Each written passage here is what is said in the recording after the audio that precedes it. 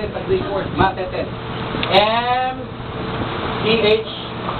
matetes. Ang ibig sabihin yan, follower or student. Kailan ka, paano kang nakagraduate na wala kang ballpen, wala kang lapis? Nakakalungkot. Dapat pag sinabing Kristiyano ka, lagi kayong kasama nito ay ballpen. Ako, pastor na ako, pero pag may nangangaral, lagi ako may naitusugat. We are in the last days, mga kapatid. Merong tatayo dito, hindi lahat ay nagsasabi ng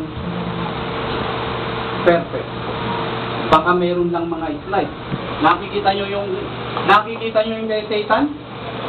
Nakikita nyo yung sin ay? Nakikita nyo yung lie ay pa rin?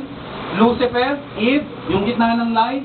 Nakikita nyo yung die, yung gitna ay devil and Eve? Kaya namatay, nakita nyo puro yung I mean mind, yung soul, I, yung will. Nakikita nyo yung word, ano na singit?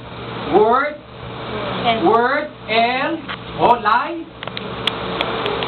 Si Lucifer sumingit doon. Nakita nyo word, world.